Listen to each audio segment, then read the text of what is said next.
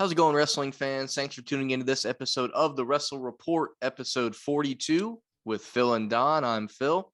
And I'm Don. On the eve of Revolution weekend, not only that, we had a bunch of title changes outside of that show, some great debuts, some new Hall of Fame announcements, just a lot of good wrestling news that happened since we last spoke. So, Don, how's it going, man? You ready to get started? Yeah, man, I'm great right now. Let's get into this wild world of professional wrestling and sports entertainment. I think the best place to start would be the Revolution weekend, because that definitely was the talk of the town. And so much has happened since then that it almost seems like old news, but in reality, it's only been, it's not even been a week yet. It's been 5 days since that show. Yeah. But a lot of great stuff. The only thing and I was at this show. If you want my detailed opinions on that, I did post a vlog that I did through the whole weekend, all 3 days, the Rampage, the Fan Fest, and Revolution. So go check that out. I won't go into little details because I want Don to be able to talk too. I could go, the whole hour on just that. So tune to that if you want my experience at Revolution. But I enjoy when we can do these situations because while I was at the show, Don watched it on TV, and I love when you can have both of those, viewpoints, someone at the show and watching it at home. And I've had some people tell me, I actually had somebody text me that we both know. He said that the crowd seemed pretty dead on the show. And I can verify that it was loud as hell in the building. It got a little down for Moxley and Bryan, because that was after the dog collar match. And this was a more slow, methodical, all Japan style. But I think it picked right back up after that. So I just want to start there. How did you feel this crowd was at the pay-per-view? I thought it was up and down. I felt like during the first parts of the Jericho and Eddie, the Young Bucks, Red Dragon, and Jungle Express, those two matches, the crowd was up there. The dog collar match definitely picked it up even more. And then, like you said, it did die down a little bit for the John Moxley and Bryan Danielson. But then when William Regal came out, everyone was back on their feet. And then it really died during Britt Baker versus Thunder Rosa. Yeah, that did not click the way they expected it to. Obviously, they had the lights out match last year that everybody loved. They're going to have a cage match next week, which is where people are thinking the title is going to change hands. And it's possible that, you can have two wrestlers that they click when they have a gimmick to work off of, but maybe not without it. And, we'll know if they have 3 matches and the 2 gimmick matches are great, we'll know what the common denominator is, Yeah. But I do definitely think we were rather surprised that Thunder Rosa didn't win. So the fact that they're going to have a rematch in her hometown in a steel cage, the writing's on the wall, which is pretty cool. Oh, yeah. So I think the biggest news of the Sunday show, right? I think the biggest thing is Eddie Kingston getting over the hump, beating Chris Jericho, probably the biggest win of his career. We talked last week. You even said it. You said it before I could say it. Didn't really care about what was going on with Chris Jericho, but you cared about the moment that could potentially be there for Eddie Kingston. And he definitely got that moment. And it's already parlayed into a new storyline where it looks like the inner circle has crumbled. And we have the Jericho Appreciation Society, which is very, very Jericho. I mean, and if you're supposed to hate the name, then I love it. But if he thinks it's actually a cool name, then we're in trouble. But clearly this is a heel move. So, Did you see the shirt? Yeah, it looks a lot like one of the old MJF designs. They just took those 3 letters out and put in the JAS part of it. But eventually, are we just gonna start calling them the Joss? Just the the Joss Squad or something? I don't know. So that was probably one of the better moments of the show. To me, what this show will be known for is, of course, Hook choking out QT Marshall on the No, I'm just kidding. This show is going to be known for the dog collar match, right? The CM Punk MJF. CM Punk coming out in his long basketball shorts, Ring of Honor style, and his AFI theme, which caused some controversy amongst people online. Let's start here. Some people called it gatekeeping. Some people called it, knowing the product. when you started to hear that song, are you familiar with that song in the first place, or No, is it completely new? I am not. It was 100% new to me. If Excalibur didn't say anything, I would have not known. I was like, what is this? And the outfit he came out in too. I didn't know. I didn't get the significance about it until Excalibur said something.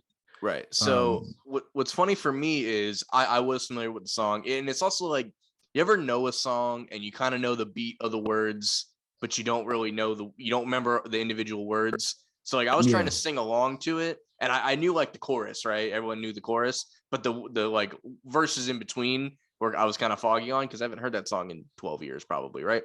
The first time I ever saw CM Punk was actually his dog collar match with Raven. And I'm not going to pretend that I like watched it live or bought the DVD right away. I used to read, I still do. I got one right here. Hang on. I've always read Pro Wrestling Illustrated. They're not a sponsor, but I still read it to this day. And I remember getting an issue, and there was a full page article for a Ring of Honor feud, which didn't happen back then, right? They didn't waste pages on Ring of Honor or TNA back in those days, right? And it was a whole article about the feud between Raven and CM Punk, and all the pictures were from the dog collar match. They're all bloody. And I remember the main one was Raven's like tied up in the ropes, all bloody and whatever, and Punk's like pouring beer on his face. And it's the first time I ever saw CM Punk was this article, and it was titled CM Punk, the only man that can destroy Raven from the inside.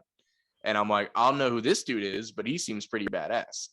So for me, it was awesome. And I know it's a very, niche thing. So if you didn't understand it, that's fine. To me, I compare it to if you've only started watching wrestling in the past 10 years, when Edge came out to the Brood theme, maybe some people didn't get that. But for the people that got it, I think it was awesome. But there was people that kind of shit on it just because they didn't know what it was. But just because someone doesn't know what it was, not you, obviously, but like if someone doesn't know what it was, that doesn't mean it wasn't a great moment. So I enjoyed it. I'll always remember, like, again, the first time I saw CM Punk in any medium, in this case, it was print. That's what he looked like. So 15 years later, to be able to see that form of CM Punk was a really special moment, I thought. And the match itself was great. The storytelling, the stuff with Wardlow in the ring was both funny and awesome at the same time. And leave it to CM Punk to be able to have a dog collar match end with a right hand. Granted, the ring's on the finger, but that was extremely old school. And like, there was lots of great matches on this show. I think this pay-per-view will be remembered for the dog collar match above all else. Oh yeah. And it's funny because you would want your AEW championship match to be the one that everyone talks about because that was the one that closed the show. Sure. But that's really like an afterthought from it. And that match was actually pretty decent too. It was very good. It was loud. It was a loud match. So that's crazy. That's crazy how a card so stacked and in the middle is where everyone's talking about. Yeah. And like I've looked at it since then, even before the show. Like some people said like, oh, the crowd was kind of beat by the end of it.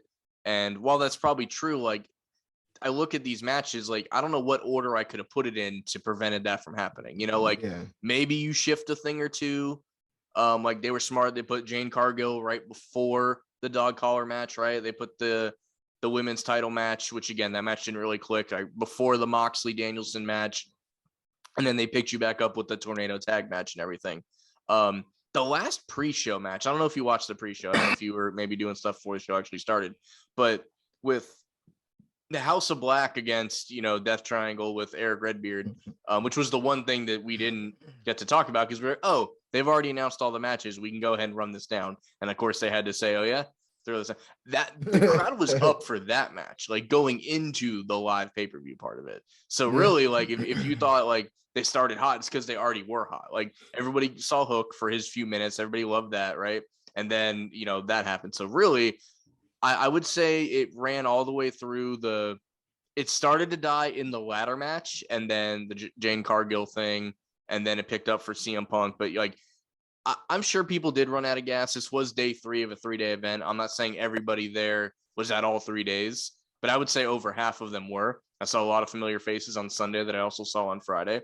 Not that that's an excuse.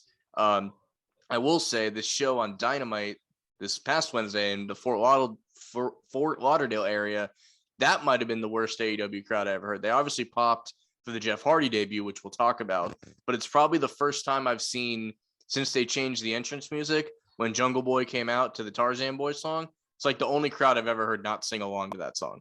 So I dub Fort Lauderdale the worst AEW crowd that we've had post pandemic. So congrats, guys. That was actually Fort Myers, West Side. Okay. Fort Myers. Fort Myers. They was bad. I was watching it last night. I was like, something's off tonight. And they try to do the what chant to Eddie Kingston, and he shut it down quick, which as he should. But like, yeah, if you're in Fort Myers and you're at that show, you should feel bad. You should feel bad about the energy that you as a collective group gave. But so to me, obviously, the dog collar match was the best match. We talked about Eddie Kingston and Jericho. The world title match was great, and I think it will be remembered. Really, a lot of memorable moments. Even the tornado tag that we talked last week was kind of thrown together. We have the moment of Sting jumping through the tables and everything. So I think that was like a sneaky good one. I thought that was just going to be a filler between Bryan and Moxley and the title match, and that's probably what its purpose was. But it did, it did its job. So like there really wasn't the worst match on the show, and I feel bad saying it, was probably Britt Baker and Thunder Rosa. Like the Cargill match wasn't anything great, but it was also 7 minutes. So it did exactly what it was supposed to do. So when that's your worst match, like you're in pretty good company, I think. Oh yeah. I do got a question. How far were you from the from when Sting jumped off the? So funny enough, when he jumped off, we were behind him maybe 10 rows. So we were actually in that section that he jumped from. It was hard to see him from there, but yeah, we were actually, no, I didn't get a clip of that for the vlog because I couldn't really see it, but yeah, we were in the section that he jumped from. So that was pretty cool. That is pretty cool. Yeah. So what do you think? What's another thing? Like the Wardlow winning the brass ring thing, which parlayed into the whole giving the ring up to MJF and everything. Like this might be, looking back, this will be kind of the Wardlow coming out party too. It'll be kind of remembered for that as well. Oh yeah, because he finally turned on him. And, finally turned, and he didn't cost him the match. He just leveled the playing field. And when you're a heel like that, the whole couldn't find the ring. Oh, it's in the right pocket. That was funny stuff. And like, I might jump back and forth between Dynamite and the show because they're all kind of connected. The promo he gave on Wednesday, like we've never heard him talk that much in succession. I'm not saying he's not CM Punk on the mic, but like I think he's better than Batista was when they first started pushing him on the mic. Oh, yeah. Like he's very well spoken and very like precise in what he was saying. There wasn't a lot of uhs or ums, something I still need to work on as someone who has 2 podcasts. But I do think that he's never going to be someone that's going to like get a match over with his words, but it's great to know that he can like carry a promo. And this one was from the heart. He explained why he worked for MJF in the first place and how he doesn't care now because he's got an opportunity. I would think at some point they're going to have to do a gimmick where Tony comes out and says, no, I officially signed him. You don't have to worry about MJF anymore. Maybe he's got to win the title for that to happen. That could be the story. But I don't know. So before we go all the way to Dynamite specifically, watching at home, how was, beginning, middle, end? How was the production? I've heard some complaints about the commentary. I haven't watched the show, the TV version yet. So overall, what'd you think from home? Commentary was not good. JR, I don't know if you saw my tweet, but JR sounded like he was annoyed a lot of the match in a lot of the night all night. Mm-hmm. Speak. Camera angles weren't really good. You saw when people was blading. The Wardlow stuff, that was pretty funny. That was really good. It was nice that they JR and Excalibur basically explained what was going on as well. Like he can't find the ring type thing. And I thought those camera angles, because I've seen that clip, I thought they captured that moment well. Yeah, that was perfect. Yeah. Mm-hmm. The Sting stuff, that was a really good shot. Of course when Keith Lee rose up from on the side of Christian, Yeah. That was a good shot too. It seems like they stole that from WWE, of course, because that's Yes, WWE it's the used to do meme, that the all the time. GIF or whatever. Yeah, Yeah, we we yeah. saw that happen, and I'm like, I hope they got that the way they needed to. That's good to know that they did. Yeah, they did get that. The Orange Cassidy stuff, I'm still not a big fan of him. yeah. He didn't need to be in this match. He didn't. I mean, he did. So his one spot with he kind of skimmed the cat on the ladder. That was cool. Yeah. And then besides that, he kind of just got thrown around the whole match. So like, if that was his purpose, and I think he's actually injured because he was in a sling on Dynamite when Keith Lee, threw him into oblivion. So like, obviously didn't want that to happen. But with Orange Cassidy, like in these big matches, if you want to put him in these big things, like he just should never really win them because he doesn't need to. Like him winning a Face of the Revolution match, he's already had TNT title opportunities and he's lost them. So it's not something I think we'd want to see. But if anything, I felt like I'm happy that Wardlow won. Yes, I mean, I love it. I love it that he won. But I just don't like what they're doing with Keith Lee already. He's already sort of after he's going against QT now. Sure, but that should be a quick open close story. So I hope he doesn't have to go through the Nightmare Factory shit or whatever QT's faction is. Mm-hmm. I did meet those guys over the weekend too. I do want to throw this quick story in there. I've met Aaron Solo before. So when I walked up to them, I was like, hey, I met you at the Double or Nothing meet and greet. It's cool to see you again, blah, blah, blah. And I was wearing my Phillies hat, and Camarado complimented my Phillies hat because he's from New Jersey. So I guess he's a Phillies fan or something. But Anthony Ogogo was trying to like be heel to everybody. So when I said that to Solo, he's like, he doesn't remember you. You're a nobody. Let's take this picture and keep moving. I was like, all right, dude. He was definitely healing everybody. He was keeping kayfabe alive, which I appreciate. Top Flight, also very cool to meet. And I got to ask Fuego if he's heard from Fuego too, because I'm starting to get concerned about the guy. And if you want his answer, check out the vlog, because I did ask him on camera. So definitely check. If nothing else, check that part out, because I've been concerned. We haven't seen the guy in a while. So, hopefully he's all right wherever you are. So I did want to throw that out there. But yeah, I do think he's just going to run through QT Marshall and maybe one other match with the night, like just to show off how, like, because really this is more of a Team Taz feud, and him versus Hobbs is something I would want to see. So if this is just a quick little side road to get to that, I'm okay with it. I agree. I don't want this to like stretch to the next pay-per-view or anything. Yeah, that would. And the next pay-per-view is a while away too, so that would really be something. Yeah, that's like at the end of May, right? Yeah, Double or Nothing. Yeah, so that we definitely wouldn't want that. Continuing more to Dynamite, we did eventually have the only thing I thought Revolution was missing.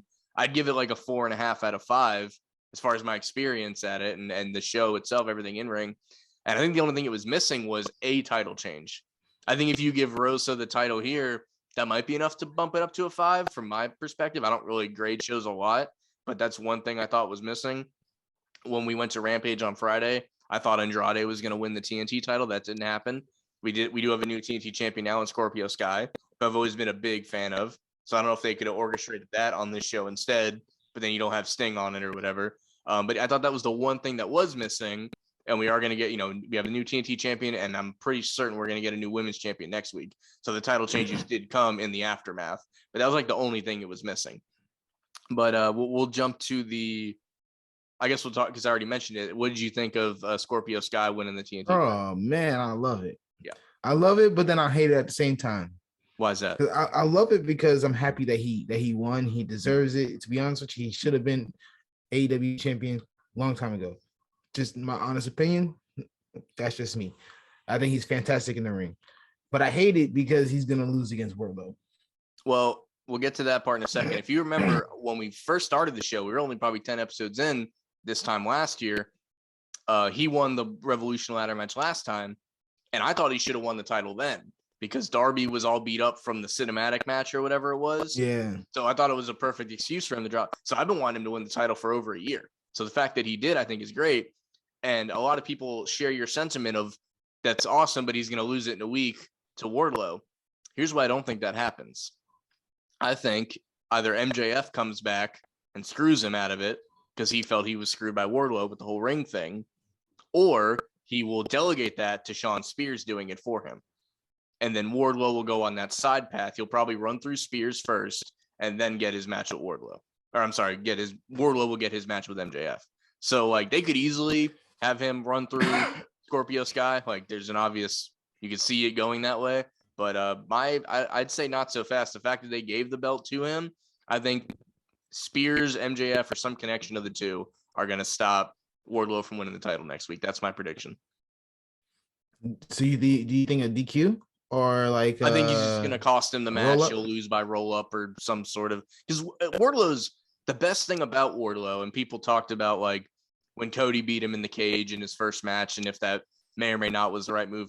Wardlow is in a perfect spot because he's a monster. Everybody loves him. We know how good he is, but he's already lost before, so you don't have to delicately plan his first loss. He's lost like 5 matches. Like that, he can get rolled up and lose a match, and it doesn't hurt him.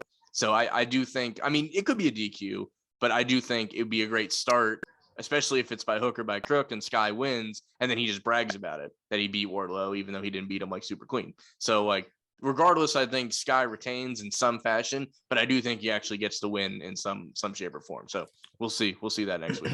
I do hope that you're right, because I would like a lengthy title reign. Like at least give me to at least Double or Nothing at least. Yeah, that would be nice. The only thing I don't like about this version of Scorpio Sky is he doesn't get to use his theme song. He uses his tag one with Ethan Page. I missed the Reach for the Sky one, like that. I really like that theme. But beggars can't be choosers. At least he's got the belt now, and he deserves it. The guy's great. First ever AEW tag champion. He's now the first guy to be tag champion and a TNT champion. So that's a cool distinction for him, for sure. Oh yeah. The other big news. I don't normally wear the same shirt 2 podcasts in a row, but I felt the need to wear the Jeff Hardy shirt again because he shows up on this show. I didn't love the way it was done. I'm going to get that out of the way right now. The weird, like, family office meeting thing wasn't great. And then when Sting and Darby run down, I'm like, oh, maybe it's not Jeff. And, like, when you overthink it a little, it's like, how did Jeff not get out there first? And plus, I have a tweet out there that has like 300 retweets right now because I gift Jeff like running halfway down the ramp. It's like, oh, I got to do my thing real quick, and then kept going. So like that part of it wasn't great, but and this crowd woke the hell up for this pop. Like I talked about earlier, Fort Myers, you let me down with the Jungle Boy thing and everything else, but like they woke the hell up when that music hit. And that was another big story, the fact that they got to get the music, because weirdly enough, it's like a stock music option. Like anybody, it's in like the public domain, essentially. Like nobody owned that music, which was crazy to learn over this past week. But Jeff being there is great. I think we'll get maybe a 8-man tag, right? We'll get the Hardys, Sting and Darby against Butcher Blade and Private Party. And then maybe we'll eventually get the Hardys versus Sting and Darby. I think that would actually be really cool. Oh, yeah. And I don't know if you saw, like, Jeff Hardy had bowed to Sting, like. Yeah, I saw him do the thing and all that. So that's definitely a rematch, because everyone, when you think Jeff Hardy versus Sting, it has negative connotations. So I'm sure they are gonna want to replace that, whether it be in a tag or not. Because I don't know that Sting's he hasn't had a one-on-one match in AEW. I don't believe. Maybe I'm wrong. Somebody can fact check me on that. But if he only gets one, that would be the cool redemption story, I think. Oh yeah, that would be pretty awesome. So who wins that match? That's the name. Who wins that match though? That's a tough one. I think Jeff could win that. I think because that would make it the redemption story. Yeah. Like, Sting did win that last one. Yeah, very, very quickly. Very quickly. Yeah. So like, there's more to be said about Jeff Hardy showing up in AEW, but like I think it's more of a wait and see. I'd be very shocked if that 8-man tag is not the first thing we get. They come out, I don't want to give spoilers, but like they make an appearance on Rampage because it's already taped. They don't wrestle or anything, but like they kind of show up, and you'll get a better idea on like the gear they plan to wear, I think, because they were more in like wrestle ready gear when they show up on Rampage. To tomorrow, when you guys hear this, will be Friday night. So that's you'll get a little thing on that. So more on Jeff Hardy in the coming weeks, but I'm happy he's there. They're happy together. Like that hug was like, and one thing, shout out to Matt Hardy. I don't know if you saw this. I don't know if you follow his YouTube channel, but he had a video of like from his podcast. I guess, he started one and he has like a moderator, like a Brian Last type character. And he had a video drop like 3 minutes after the angle happened on AEW. And it was recorded who knows how many days ago. And it's just Matt Hardy reacting to Jeff Hardy debuting in AEW. And it's the guy asking him what it means. So like he recorded that who knows when. And like he just dropped it like 3 minutes after. I thought that was really funny. So definitely check that out. Cause like you'll listen to it and he gives a thoughtful answer knowing he recorded this before it actually happened. So I thought that was funny. So that was like the biggest, those are two big things, new TNT champ and the, the debut of Jeff Hardy. Looking forward to where those things go. I mentioned we did get the title change of the TNT championship. WWE has kind of been on that run of title changes this week. We've had, if I count them right, we had 4 title changes in a week span, which is pretty crazy. The biggest one being, and the most shocking one being, new NXT champion. Real quick, you weren't at this show, right? You were at the one before it? Okay. Yes. So new NXT champion, and when they rebranded NXT 2.0, they said we want to give these young guys a chance, right? We need to get all these indie stars out of here. We got to let these new guys run it. So I am really happy for the young upstart Dolph Ziggler winning the NXT championship. Like I am happy for him in a way, but it definitely a little head scratching. But we talked right before we hit record here. You think you might have a reason as to why maybe he dropped the title? Yeah, I have a feeling that he the reason why he lost, I think, is because he's getting called up to the main roster. Yeah. And I also think that at Stand and Deliver is going to be Dolph Ziggler versus either Walter or Tommaso Ciampa. Or sorry, Gunther or Tommaso Ciampa. That's what I think he's just more of a transitional champion right now. That's true. He could be. I'd like to see Walter win it because like Ciampa's already won it a few times. So like, I think that would be an interesting move for sure. And like you said, I agree with you about the, they're probably calling him up because I think when he showed up on Raw to do that tag match, Vince saw him for the first time and was just like, yeah, that guy needs to be here. He needs to not leave this locker room after him already being here, is what I assume happened. Speaking of Vince, did you catch any of the Pat McAfee interview? Oh yeah, I watched the whole thing. So I thought it was a good watch. I'm sorry. It was a good watch. It was fun. I don't think he really learned anything. I think some people were like, McAfee didn't ask the hard questions. I'm like, if you listen to him, he doesn't ask hard questions. That's not what his show's about. His show's very lighthearted. I mean, he has Aaron Rodgers on weekly. They have a running standing Tuesday segment.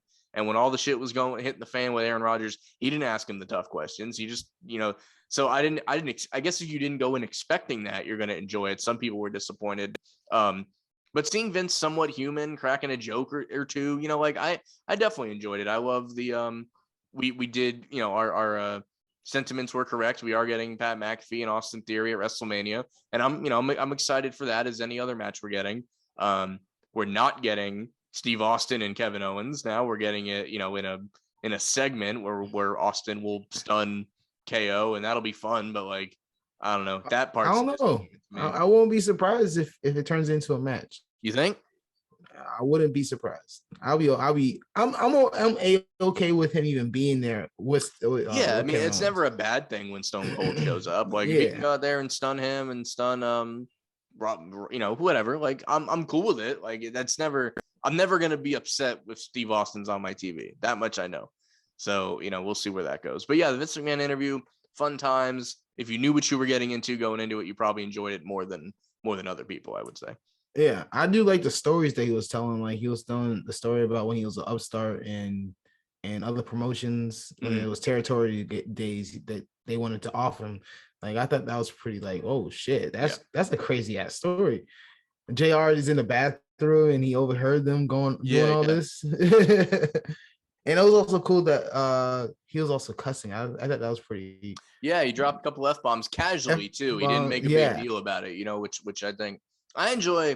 Maybe it's just because that's typically the way I curse, but like I enjoy that level of cursing more than like just, I'm doing it for shock value. So, that's probably the way Vince actually talks, you would imagine, right? Yeah, I'm pretty That's sure the way he's adults probably talk. asshole. Like, let's call it what it is. So Yeah. I definitely enjoyed it. 3 other title changes over the week. We had new Raw tag titles, new US champion, and new IC champion. We'll get to all of them, but which one were you the most happy about? Ricochet. Same, but you can tell me why first. Ricochet, because I feel like it was due, man. He had one because I didn't want Johnny Knoxville versus Sami Zayn for the IC championship. That's my main reason. I didn't want that. But I'm happy that Ricochet won because now we could probably get a ladder match for the IC title at WrestleMania. Yeah. That would be cool for me. And like I said, he was due for it. Now he has the distinction as the first wrestler to have the US, the IC, and the North American title. So that's a distinction that now goes to Ricochet. Finn Balor winning the US title. It's not that we haven't seen, like when he was IC champion a couple WrestleManias ago, that went well. For what they want to do with him, I think he's going to fit very well in the US title ranks for a little while.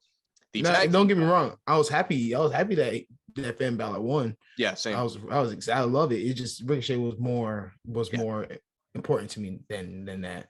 Mm-hmm. And then with the tag team titles, which had a great match, you know, everyone saw the moonsault into the RKO thing, which people are calling it the best RKO of all time, and I am going to be gracious and call it a top 5 RKO. And by top 5, I mean number 5. I think I got 3 off the top of my head. Obviously, the Evan Bourne one is number 1 to a lot of people. The Seth Rollins one at WrestleMania. The RVD one where he lands like at a 90-degree angle. If you've ever seen that one, check that one out. It's just on a random Raw, but like you can find the YouTube clip pretty easily. And then my sleeper one, I'd snug right in there at number 4 when he faced Undertaker at WrestleMania and he counters the chokeslam into an RKO when it actually looks like he's going to beat him. So those would be my easily 4 better than that, but I'll slot that in at number 5. Very cool at the end of the day, but like to call it the best one of all time is a little hasty. Yeah, you know, I like the Seth Rollins one more than the Evan Bourne one. Just because of the height that Seth Rollins ended up getting into when he lifted his head up and caught him in midair. Now, but don't get me wrong, that moonsault into the RKO was badass. It was very cool. It was and they got it on the first try, bro.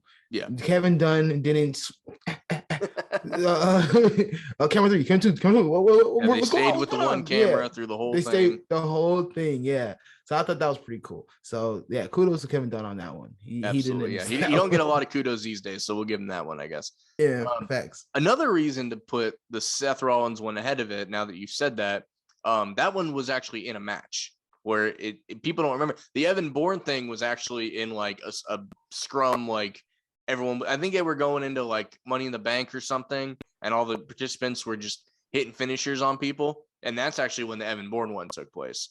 So you could give the Seth Rollins one a couple extra points because it was in the middle of a match, in the middle of a WrestleMania match, no less, I guess. Yeah. So yeah, very cool. So yeah, a lot of excitement as far as title changes go. I like that WWE has slowed down a little bit on hot potatoing titles, and when a title does change hands, it does seem to mean a little bit now. Maybe not what it used to, but it at least like makes you stop and read and respect it for a minute. And with the new mid-card champions, like I'm looking forward to what those matches can bring, obviously. And obviously RK Bro has been champions before, but Randy Orton put out a quote earlier this week that he said in his 20-year career, this is the most fun he's had. So when you hear something like that, you give that dude the belts back and like you let him enjoy himself. So definitely good stuff for them. So we're gonna have some. Is there anything you want to bring up before we get into video game talk? Because that's probably where we're gonna end it here. Do you have any other things to bring up? The AJ Styles and Edge thing. Actually, I did not catch that because I was, by Friday I was already out and about. So how's that? What's going on with that? Basically, AJ Styles got his ass whooped last week Monday, and then this week Monday, Edge had a promo. That's about it. But I mean, I'm interested in the fight. Yeah. Basically, Edge turned straight into a straight heel now. Mm-hmm. Yeah, I'm not super caught up on the story, but I know I'm gonna love the match when it comes. So definitely looking forward to that. So yeah, we're recording this at like 8:30 on Thursday night. So tomorrow, WWE 2K22 is available for purchase. I know some of you that forked out the extra money are already playing it because you got that 3-day early access thing. And I've been watching people like crazy on YouTube. Shout out to like Chris Danger and stuff. I love watching his content about the game and stuff. I'm actually very excited for this game. I've looked up a lot of stuff about it. A lot I'm excited to do. I've already learned a few things that I'm already disappointed about. Similar, like my biggest thing I've learned in the GM mode, the only title you get to use is like your world title and your women's title. And that really deflates a lot of what GM mode is meant to be about. So that I was a little disappointed about. The My Rise mode, the career mode, again, shout out to Chris Danger. I've kind of watched, his first couple, maybe his hour or two into it. And I think I'm really going to enjoy that mode. Maybe we'll still try to do an online GM thing. Maybe it's a little bit simpler to do because you only have the one title. So like, given the good and the bad, I am still very excited for this. I am going to go out tomorrow and pick up the game, and I'm looking forward to it. When are you going to run out and get it? What's your plan with this game? Whenever I get paid, if I get paid tomorrow, I'm getting it. True that. If I get paid Monday, I'm getting it. I've been watching, just like you have been watching, Chris Danger, Chris Dank, where I think that's his name. Yeah, Danker on YouTube. Danker, yeah. K-E-R, yeah. And I've been watching his stuff from when he started in 2019, I believe, when he was doing my career stuff. Mm-hmm. So I was really interested to watch it, and so far it looks good. It looks more fast. It looks I've heard a lot of complaints about like the controls. The controls is a lot harder. Well, I hear they're way different, but once you learn them, you enjoy them. So like I don't mind having to take a half hour to get used to controls. I've heard good things about the gameplay, which if you got to get one thing right, like that's what Doom 20, right? Like you can do whatever you want, but the gameplay's got to be right. The gameplay, yeah. And I'm interested to check out the showcase. I seen someone do the Rey Mysterio showcase. I don't know if you've seen there's the match with Eddie and him. Mm-hmm. And there's 96. No, not that one. This one a little later on. Oh, okay.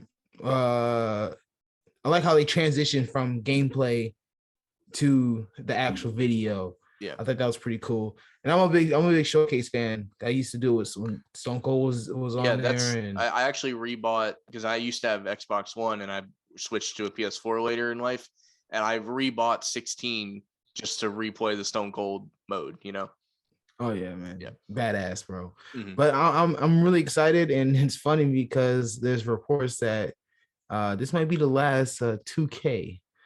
Well, it's a sense of how this goes depends on, I guess they have an option, like a 2-year option on the deal with them. So it's really going to be based on how this goes, because if it goes to EA, like I don't doubt they can make it decent. Like the UFC games that they have are fine, but they're not as good as the previous UFC games. I forget who made those. I have them. They're actually like the thing behind me of games here. I have them on the bottom there. But the Undisputed series, UFC 09, Undisputed 2, or whatever. Yeah. The very great games. Love those games. Best MMA games that have ever been made. I have UFC 4 on my PS4 right now. I'm enjoying playing it. Me too. But it's just, there's something different. I'm having fun with it, and I don't doubt I could have fun with an EA WWE game. But like it looks like 2K went through the trouble of righting their wrongs. They could have just pumped out some garbage and called it 2K21, and they didn't. So assuming, and there's hype around this game. There was like, I love 19, and let's pour some out for 19 for holding it down for 3 years. Like I do love that game a lot. The career mode in that was great. My file got corrupted, or I would probably just play it out of boredom now.